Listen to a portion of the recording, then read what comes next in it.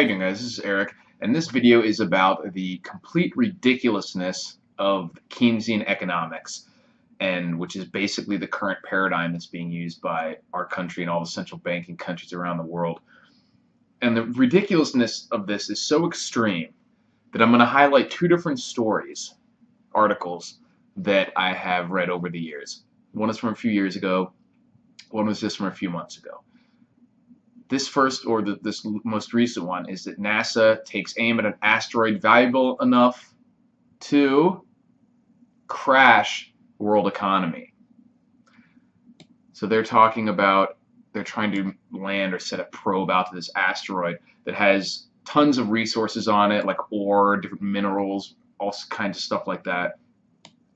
But based on the amount of resources that are on this asteroid, platinum, gold, iron, nickel, everything, they valued it at 10,000 quadrillion dollars. Insane amounts of resources. You know, hundreds of years probably of resources for the entire world of whatever these minerals are.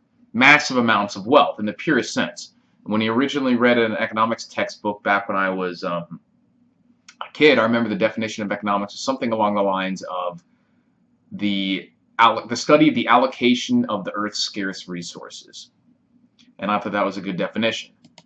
Now, the modern definition is the branch of knowledge concerned with the production, consumption, and transfer of wealth.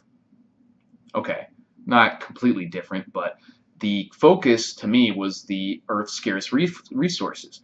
And that is what is the only real thing that's wealth, except for maybe human labor. Everything, including human labor, really comes out of the earth. That's what Chris Martenson calls first order wealth.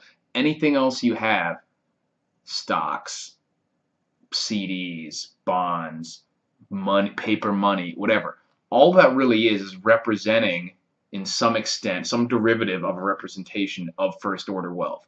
Some sort of resource, physical resource, even if that physical resource is just human labor. So you have Keynesian economics is currently the paradigm that most major Western countries, in fact most countries that I know of, are using. And this school of thought has you believe that a massive amount, an untold amount of resources will crash the economy and be bad. Meanwhile, Paul Krugman, Nobel Prize winning economist, said a few years ago that what we need to fix the economy is an alien invasion, because it'll destroy things so much that we'll be forced to spend money to build them, and that will be good for the economy. Not to mention that Friedrich Bastiat debunked the broken window fallacy almost 300 years ago, that's still a thing. But consider the lunacy of an economic model that considers a massive influx of resources a negative, and a destruction of your resources to be a positive.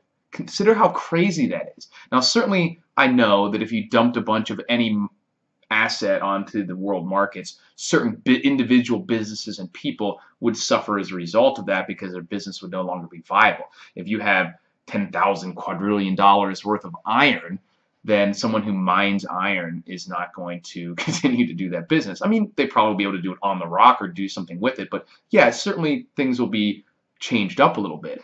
But think of how ludicrous that is, that massive amounts of resources are considered bad for the economy, while destruction of what you've already spent your time and money and resources to build is considered good for the economy. Complete lunacy. Eventually, this charade is going to end badly. Hopefully we'll all have time to continue to prepare a little more for it, but this is just pure lunacy. Let me know what you guys think in the comments, and I'll talk to you later. Thanks for watching.